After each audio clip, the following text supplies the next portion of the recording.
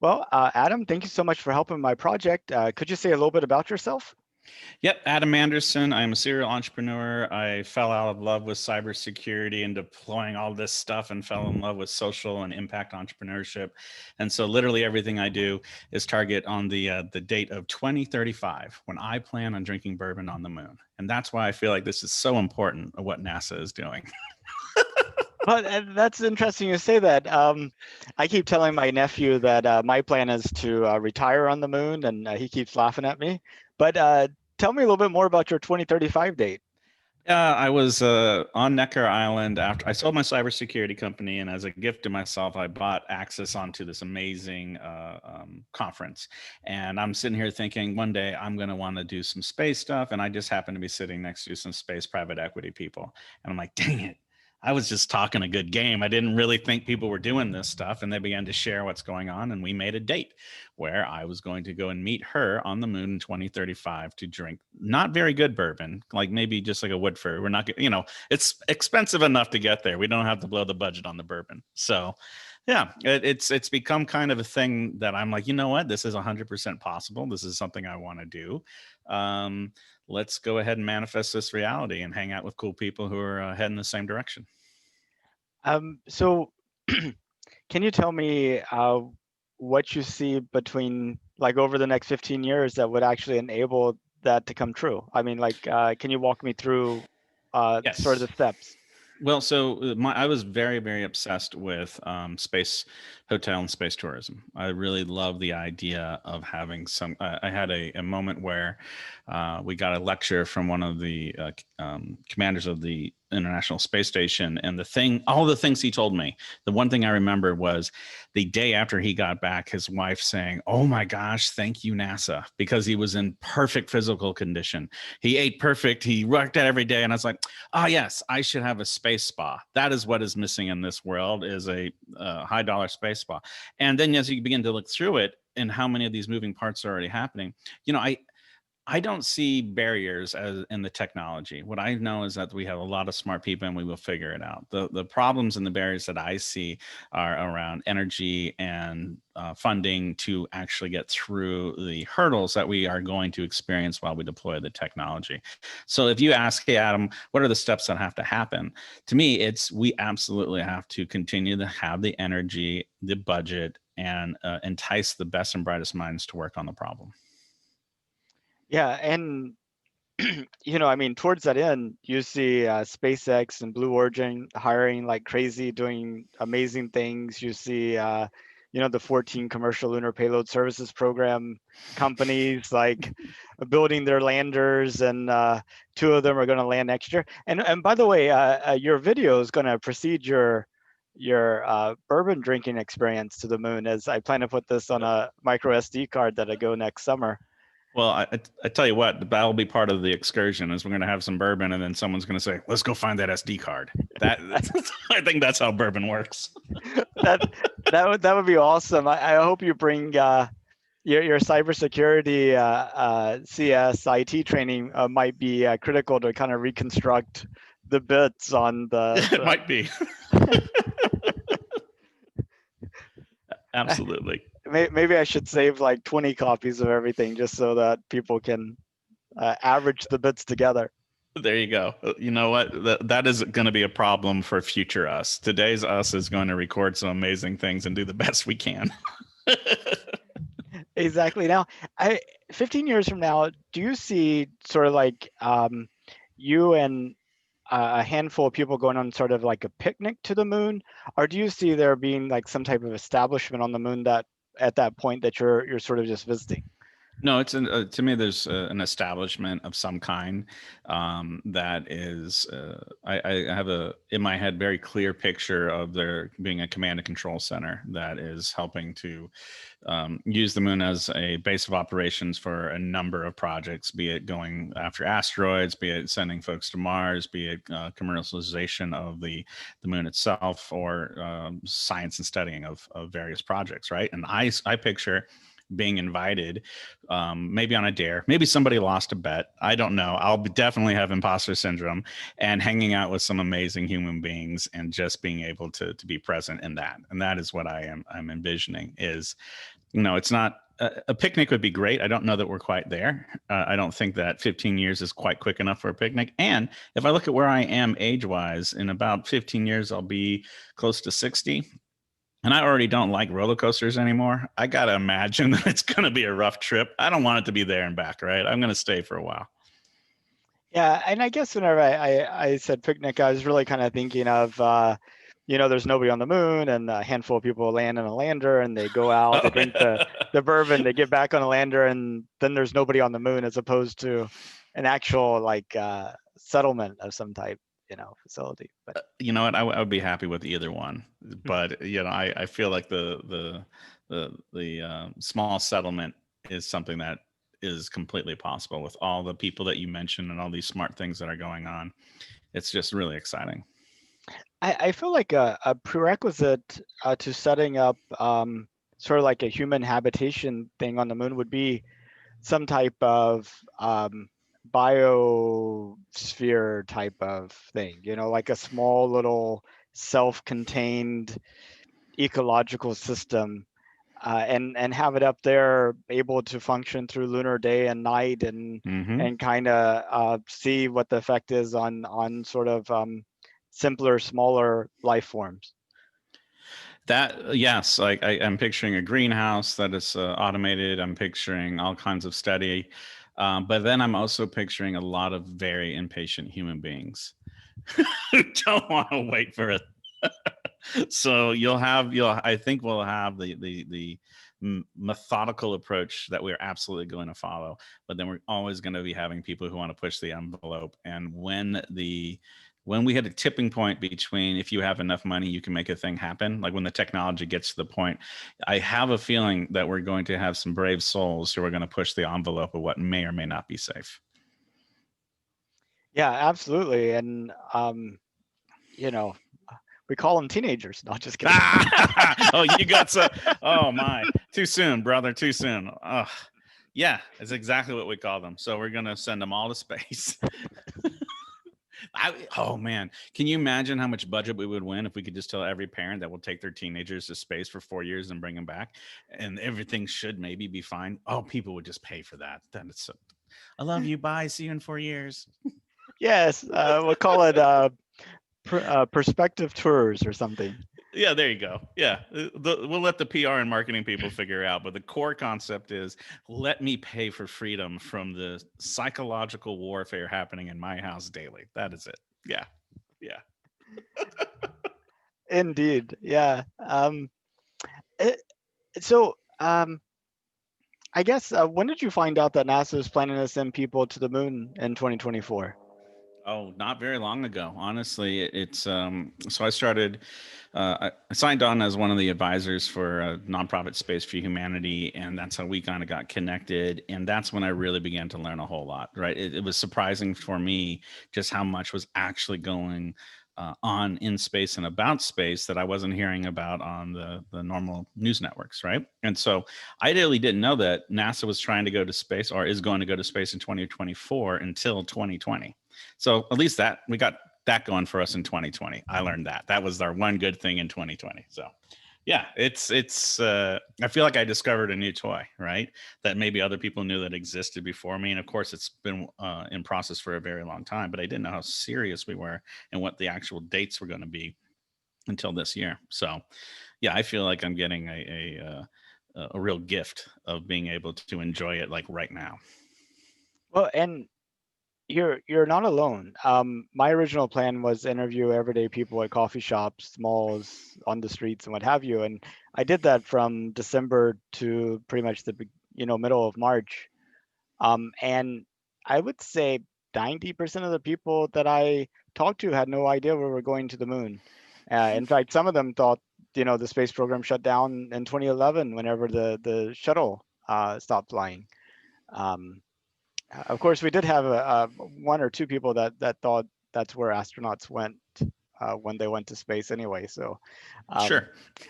but But it's kind of interesting. If you think about people's career path, there you have people that are dreaming about going to space, kids and high schoolers and college people, uh, and they make their career decisions and sort of like aspirational decisions in the context of the society in which they live in. Absolutely.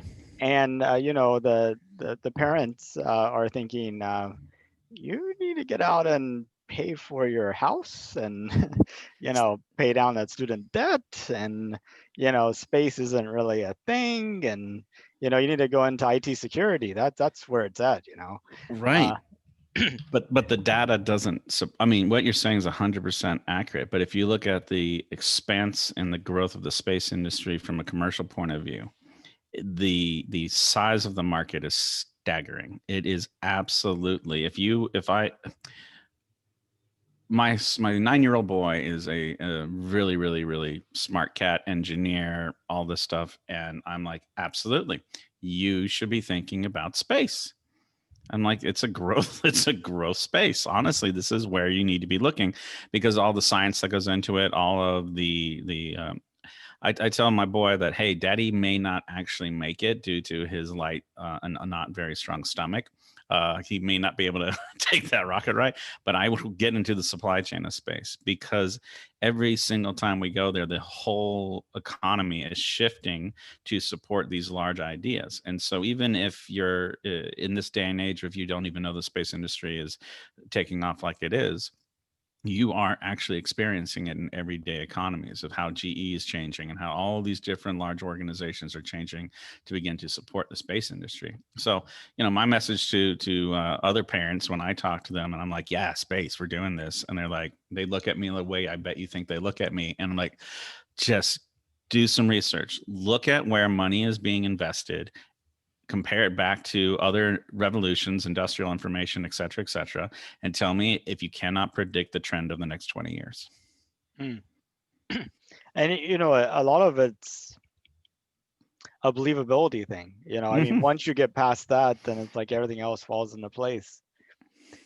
But um you know in the 1990s, if you were to go back to somebody in 1990 and say, hey, you're going to be able to send a message to anybody in the world, you'll be able Right. to you'll be able to go on your computer and buy stuff, and it will actually show up at your house in a couple of hours. Let's see what else. Oh, you could watch any video you could ever imagine instantaneously.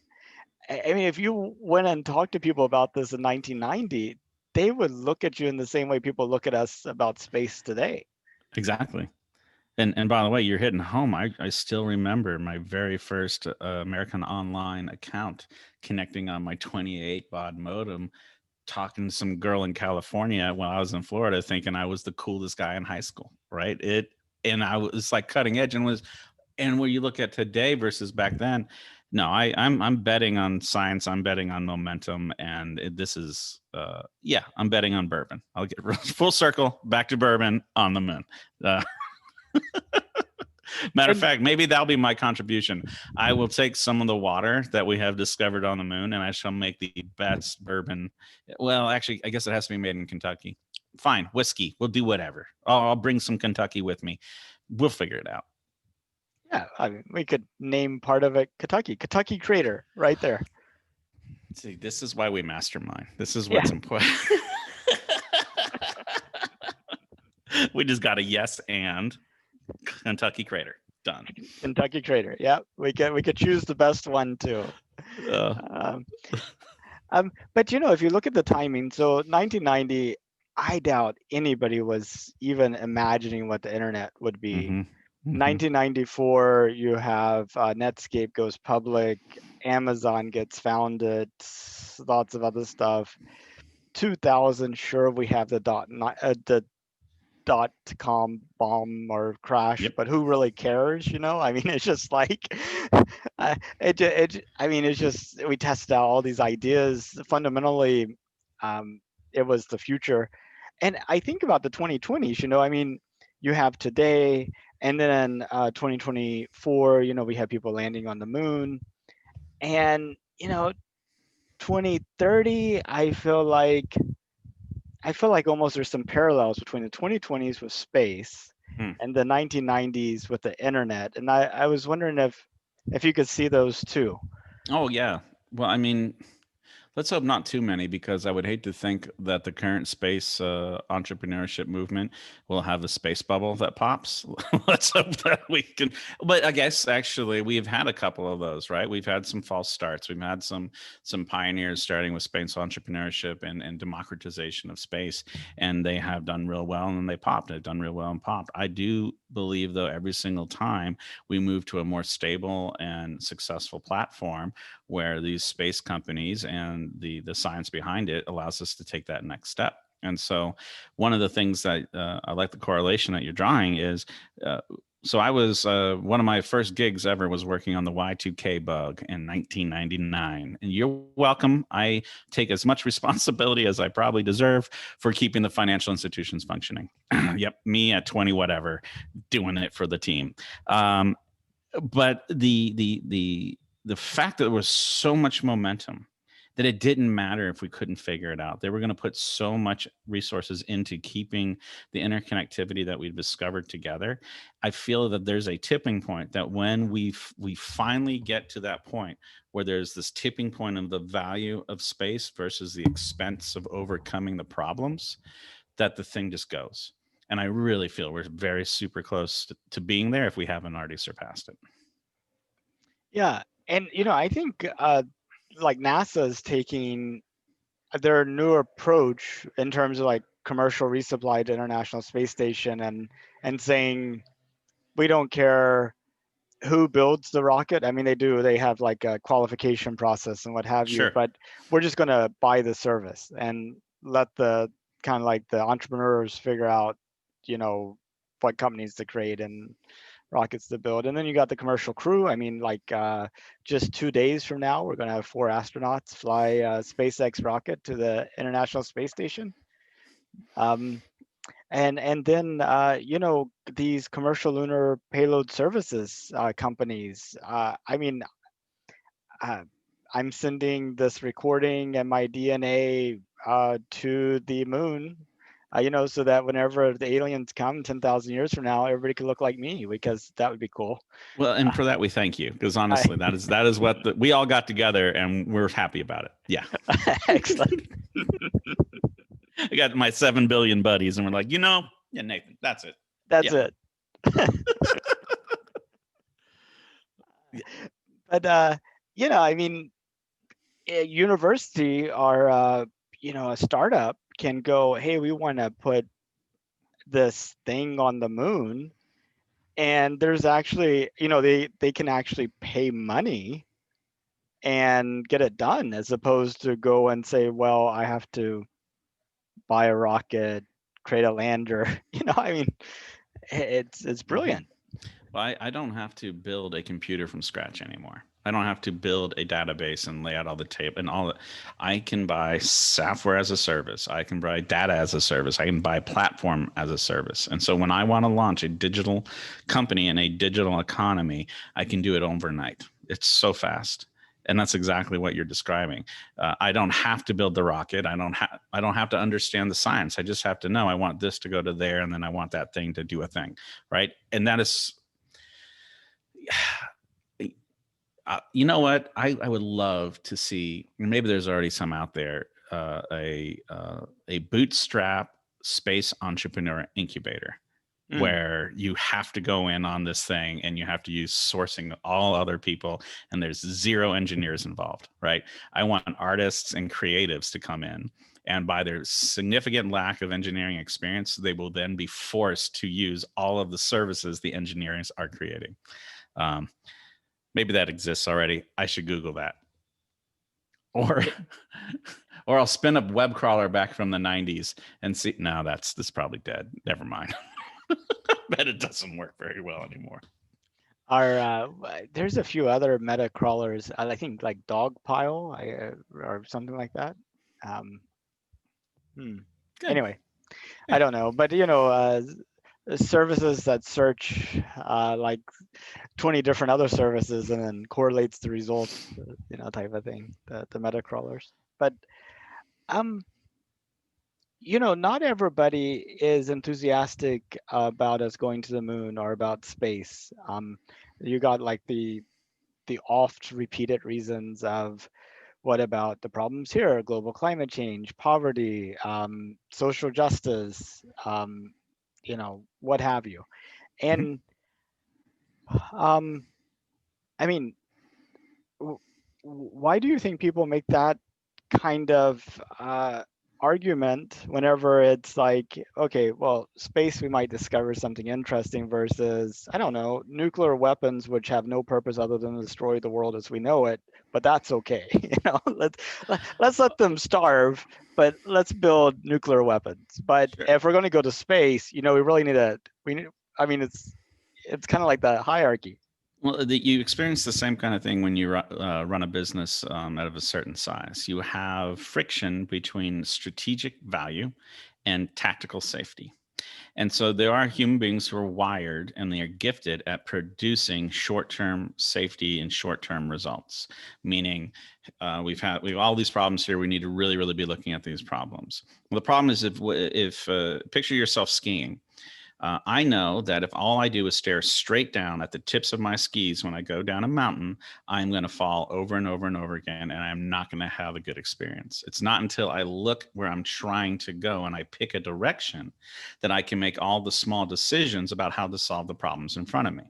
And so when you say we need to solve problem ABC, there are so many potential solutions to a problem that if you don't have your direction in mind, if you don't have the destination that you're trying to take society in mind, there is absolutely no way you're going to make intelligent, healthy, good decisions on how to resolve some of these other problems. So the interesting part of it is that you can't be successful in space without both sides of this equation being addressed. If we don't do the things that need to happen in order to address who we are on Earth, we don't want to take the humanity we are today to space, right? What we want to do is have the best of all worlds. And I really truly believe that space is the thing, is the destination that we need to have our eyes on so that as we are addressing social issues and global issues, that we have the right direction mixed with the right values combined with the right goals to get us there.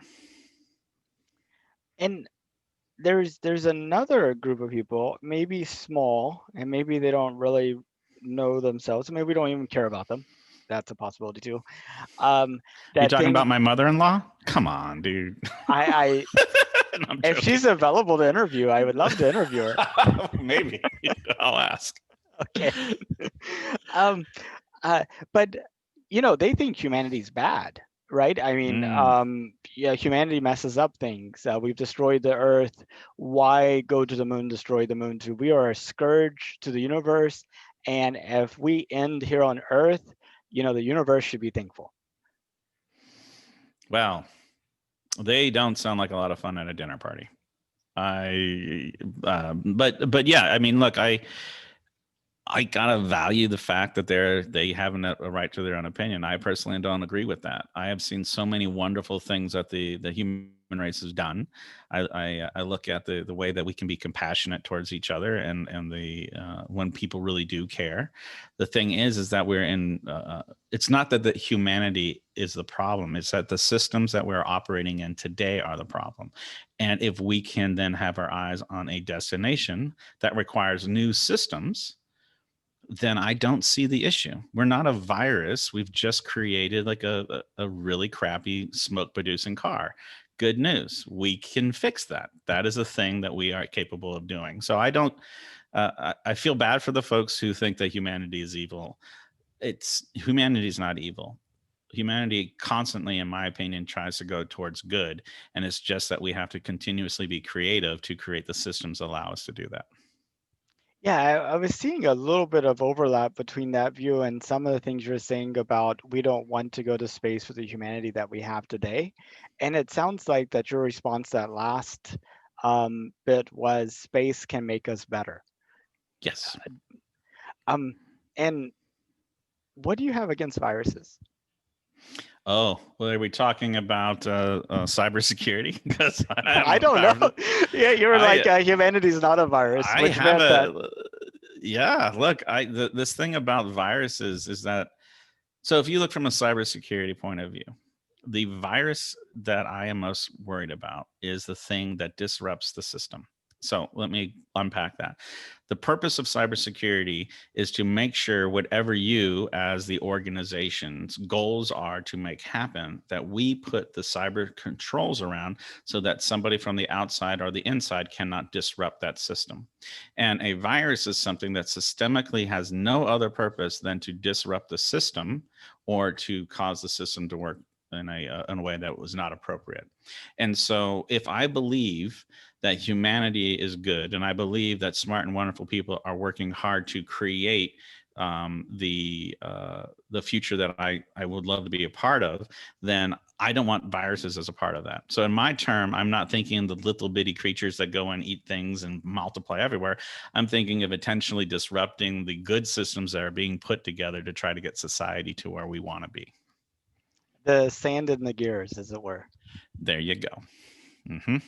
Um, and there's another group of people that's like, okay, space will benefit some, but it's not going to benefit everybody. It's just going to be the wealthy. It's going to be, Western nations. It's going to be all this. And what do you think? I mean, so they're not saying, we shouldn't go because we had these problems on Earth, or we shouldn't go because we're bad.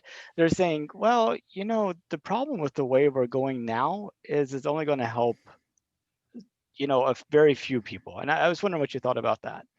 Well, I mean, first off, they're probably right on the short term. If you look at the discovery, when Europe discovered the path over to North America, not all of Europe got benefit. Not all of Asia got benefit. What happened was actually quite a lot of horror, and it was very painful and it was messy. And I'm not suggesting we do that. But on the short term, the people who are writing the checks to get us to space and the people who are putting the blood, sweat, and tears online are going to reap the rewards first. The thing that I'm most excited about is the decades after, when the science has been established, when the new routes have been established, when how we do this are established. And now, if you want to go from Europe to North America, you hop on a plane. Actually, I think from Atlanta to Frankfurt, it's only $375 at this point. Probably less with what we're dealing with, but and I don't think I want to wear a mask for that whole trip. But you get where I'm going, right? Yeah. Absolutely, on the short term, there are going to be clear winners with clear advantages when with space. But over time, it will just be like flights. It will get to the point where the technology and the systems and infrastructure are in place so that it's open to the world. Yeah, and as you were talking, I was thinking about computing and medical diagnostic equipment and all Mm, these things. I mean, the state of the art has moved forward that in the US and Europe and Canada and Japan, uh, you know, they're replacing their diagnostic equipment regularly, but the old stuff still works. sure. And that almost becomes fairly cheap. And that's yeah, yeah, don't throw it away. Sell it to Latin America and to Africa and Hmm. to Asia. And so, sure, the healthcare you get in South America may not be as cutting edge as that you get in the US, but it sure beats what you could get 20, 30 years ago. Without a doubt, right? Absolutely right. Yeah.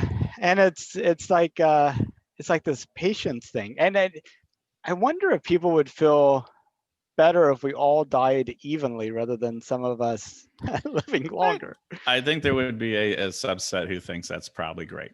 But that's the thing, though, is part of operating in a humanity that I want to be a part of is having a space for all of these different opinions and all of these different points of view without producing sand in the gears. I want that person to be able to think, hey, we should all die at the exact same time, no clear winner. And I want that person to be able to have that without trying to disrupt what I think is, hey, look, I want to go this route as well. And I know that that's a tall ask because humans are complicated and points of view often are opposed to each other. But I'd rather have this kind of society where we can talk about it even in angry voices rather than do the alternative, which is war and et cetera, et cetera, et cetera. Yeah, and it's kind of interesting.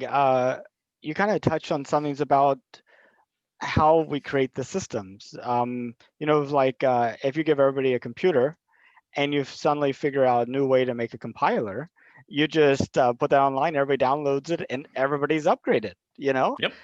So you could create technology that's field upgradable, Mm-hmm. and everybody can be on the leading edge if you design it that way. Well, I like what you said earlier around belief, though. There is a belief barrier, not a technology barrier, to people getting into space. It's the same thing with cyber and with the digital economy. We've done work in emerging markets with indigenous people where the country is wealthy and wires the entire country with Wi-Fi. And then they give these indigenous people laptops and say, you're on the internet. And they look at it like, what is this? How do I use it? Without the belief and understanding of what could be, without a vision of what could be and how this works inside of their belief systems, then the technology is not only burdensome, it's also threatening. And so the idea that we just give everybody access to a thing is like, it's ridiculous to me. If you cannot ethically empower a human being, right, then you really should be very careful. And what I mean by that isn't that we should hold things back. What I mean is that you should give as much as you possibly can, but you do it in a way that you do no harm. I have seen way too many times where we've gone places thinking we were doing good, and all we actually did was just blow literally it all up, and it was horrible. I mean, great example is toppling over dictators and saying, "Hey, let's have an election." But that'll work. Well, it didn't last time. Let's try it again. Okay, let's try it again. 15th time's the charm. Yeah, Allegedly. Allegedly. Oh, geez. I mean, we're challenged with elections here. We've had some practice. A little bit. A little bit.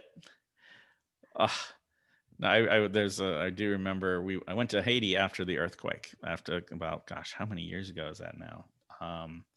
And I remember coming with all of these ideas on how I was going to be like this heroic figure coming down and saving the blah, blah, blah. I got in the way. I was out of shape. They wanted me to move cinder blocks. I had soft computer hands. It was just, you roll in with all of these ideas on how other people should live and how other people should do. And the only right answer is you show up with an open heart, with a willingness to serve, and or don't show up at all unless you're invited. There's a novel concept. How about that? So I see space being the same way. I think it's open for everybody. You have to invite yourself. You have to decide you want to go. And if we try to force people to interact with it the way we want them to interact with it, you're going to have problems. Now, unfortunately, you bump into the economic drivers, right? It is still expensive. So I look forward to a day when the ability to interact with space and to take advantage of all that it has is something that you can make a personal choice about. And that's what this moon mission is all about, is taking a step towards democratizing space so that individuals can make decisions about how they personally want to interact with it. Yeah, definitely. And yeah, it's going to be an exciting decade. Um, I definitely look forward to it.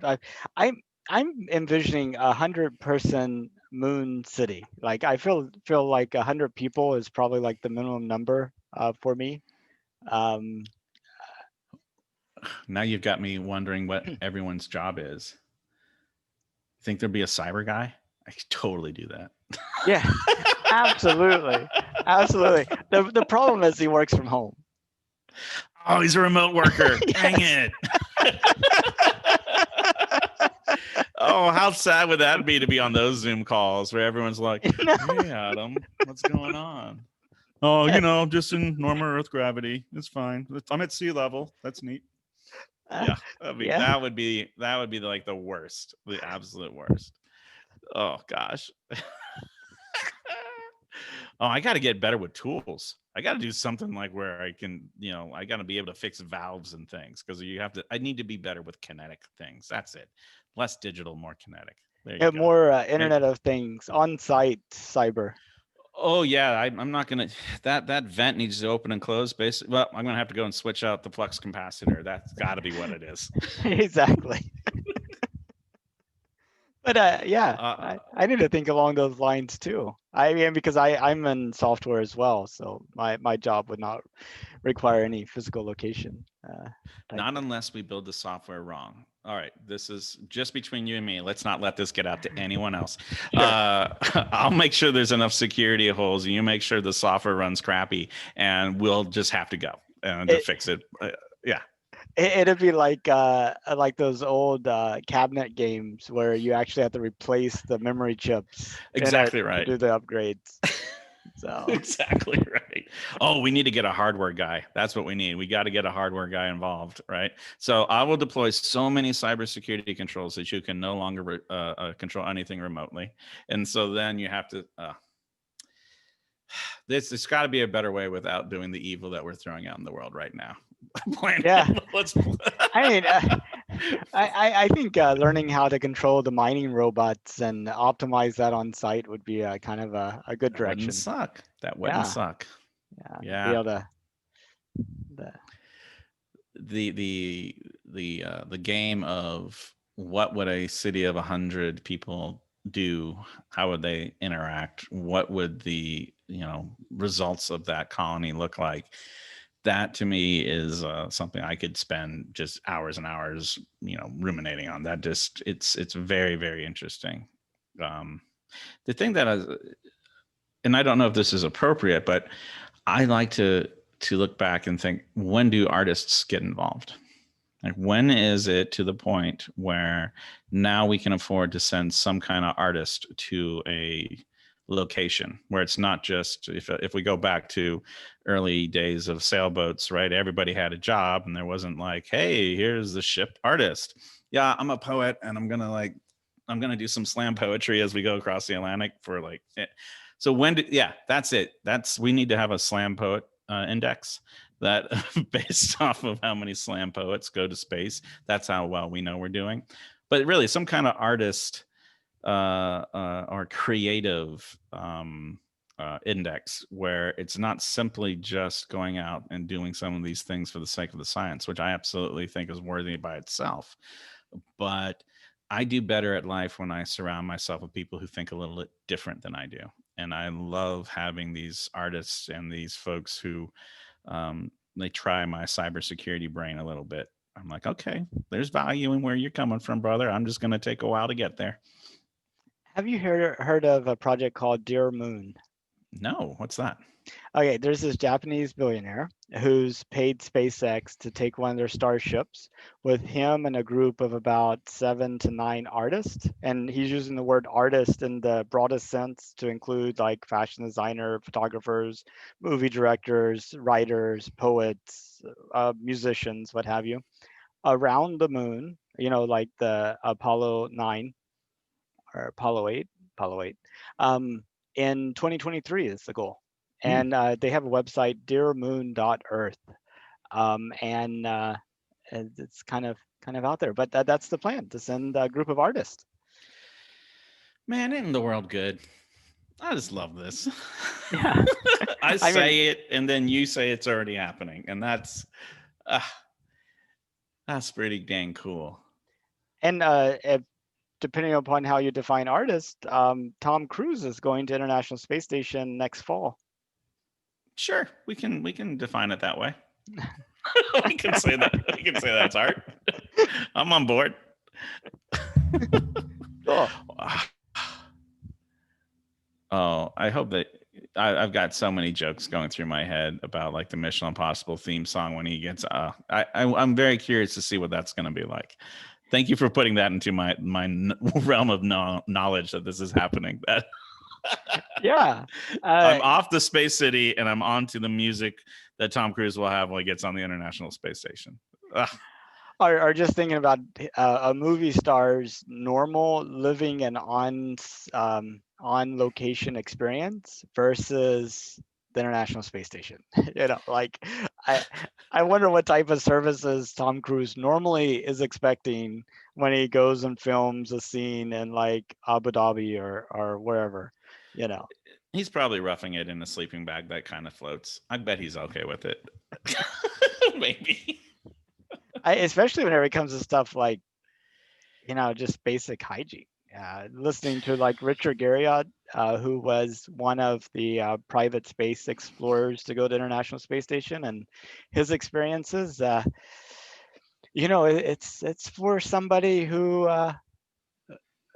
doesn't mind getting physical. I mean, he is a physical actor, so I guess he's good. And honestly, for most people who would be interested in it, you're wired to do what it takes, right? If this is a thing that you've been wanting to do and you have a chance to go to the International Space Station, oh, suck it up. Off you go. Well, Whatever it is, you can make it. It's going to be a week or so. You'll be fine. so have you heard about this other project called Space Hero? No, what a space hero. It's a reality TV show that's in the works. That's going to be a global competition to identify a person to go to International Space Station for 10 days. That is beautiful. That is beautiful. Oh, wow. Yeah. So basically, you've got a normal human being you've got the whole population of the Earth being able to participate in some form of competition, some form of process where a normal human hero gets to go to the International Space Station. And Man, I feel like, you know, as you talk about space to people, unless they see the vision that you see, they're like, why are we doing it?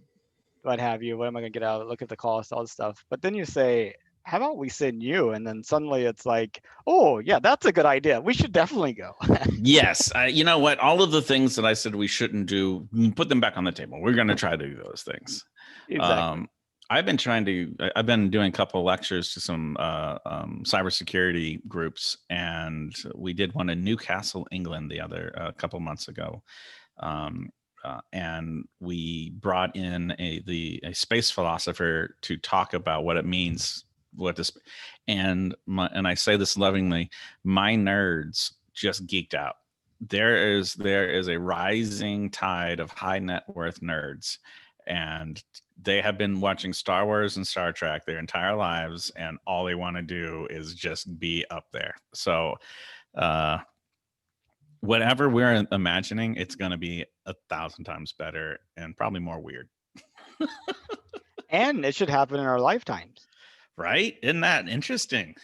Yeah. I mean, to us, it's like it's all happening. By the time my kids and my kids' kids are around, it's going to be boring, like flying across the transatlantic. It's going to be really weird. Can you imagine explaining to your kids the need to designate a long distance telephone provider? Like, how do you have that conversation? I mean, son, I need to sit you down and explain something to you. Let me tell you how it used to be. We had my wife's grandmother passed on not too long ago at 100 years old. Wow. And she would tell us stories as they were running the very first electric lines into her town, because up to that point they only had candles and oil and all that. It was she remembered them putting in the electrical lines so that she had electricity in her house, and how very interesting and fun that was. I was like, oh. And that's just 100 years ago. Picture 100 years from now with the velocity of change and the velocity of innovation. Yeah, Well, hold and on to your butts, world. look at Starlink. I mean, this time next year, you should be able to have, 100 megabit uh, low latency, like in the like 100 millisecond or less range, any place on Earth. Hmm. I mean, how will that change things? Well, you go back to the give everybody a laptop and not help them know how to think about it. I mean, you cover the world with fast Wi-Fi or fast internet. Um, the amount of creative energy that's going to explode. Um, it's a real exciting time to be alive. That's all I got to say. It can be a little scary because the things that we're putting together can be used for good or evil, right? And then who's to decide what's good and evil? But yeah, these infrastructures and these systems that will allow the participation of everybody on the planet, that's a world I want to live in, where we're having those conversations, where everybody gets a voice, and it's not just the early adopters who get to decide how the whole thing goes. But good versus evil, how do we create a system where being good gives you power? Like it Hmm. seems like that would sort of create the feedback loops that would make the world a better place. So there's some interest. So I'm helping with a women's entrepreneurial network, working on the hypothesis that we were wrong about fight or flight, where a person gets scared, a person begins to have cortisol rushing through their body, and it's fight or flight. And it turns out that that is very common for males, right? What they discover is that females have a different response to the kind of stress. And I'm going to butcher this, but it's like nurture and tend or something like that, where the reward systems for good versus evil requires more voices about what does that look like. And I feel like what you described can happen, where there can be a goodness equals power, there can be taking care of others equals power. um, the issue is the movement of power, right? If it's power lives in a particular place here and you're trying to move it over here, or you're trying to amplify it so there's more power in the world, that is a complicated process. And so to me, in order to do what you described, which is good having power and good being a thing that results in power, that requires additional systems to be built that will then bolt onto the existing system. I feel that the ripping down and destroying the current system sets us way too far back. And so I don't want the music to stop. I just want it to turn into jazz music where other people are invited into play. Yeah, as you were saying that, I was thinking about one of these, I guess they call them spinners, the people that Hmm. do like the spinning at the Oh, yeah, yeah, like a disco, what DJ or something like DJ, that. Yeah, yeah. yeah. How they kind of, it's like the entire evening is one tune that's Yep. been kind of blended together. So Yeah, yeah, yeah. that's kind of like what you want. Exactly. It doesn't have to be. Yeah, yeah. I love jazz music as a metaphor for this, because there is a melody that everybody wants to play, but everyone gets to play it in their own way. It's pretty cool. That is awesome. Now you've got me like staring off into the distance. Yeah, jazz music. Yeah. Yeah, I know. We My can wife do says this. I do that all the time. I just stare off, and it's just like, I wish you could see what's in here. And Yeah. sometimes I'm like, I hope you can. I'll invite you in when it's appropriate, but I know. like give me my space. Give me my space. Yeah. Uh, You can peek through the windows, but I control the blinds. Exactly right. There you go. Yeah, Yeah. yeah. When I go up and down fast 3 times, it means it's probably okay. But yeah, don't knock. Don't knock Don't if they're know. closed. That's fantastic. Well, Adam, I really appreciate talking to you. I had a lot of fun. I hope you did too. It seems like you did. Absolutely. Um, Absolutely. is there anything that you wanted to talk about that we didn't get to? Uh the only thing I really wanted to talk about is like there's so many people on the sidelines, right? There's so many people who aren't either launching businesses or pursuing the project or all this stuff. But and I really believe that if people don't switch their belief system to they should do the thing that they've been thinking about, they should break out and begin to play jazz music rather than following the metrodome, right? I really feel like that has to happen. And so the only thing that I would want to say is, look, whatever this thing is you think you want to do, go do that thing. right? We need you to, otherwise I can't drink bourbon on the moon. And I want the entire world aligned with my mission for 2035. And if it starts at 2024, great. But let's just keep it going. I mean, I see a T-shirt line, stickers, mugs, Back tattoos, maybe a tramp stamp. Absolutely. Exactly. 2035, 2030. And that is so doable. If you think about 15 years ago, I mean, the iPhone didn't even exist 15 years ago. It's crazy, dude. Space first distillery in Kansas Crater, or Kentucky Crater. Kentucky Crater. I mean, right next to Kansas Crater, of course. And we'll Probably. have multiple craters. Yeah, but just no Tennessee Crater. Let's leave Tennessee on Earth. We don't need to bring them. No, I'm joking. They're delightful people.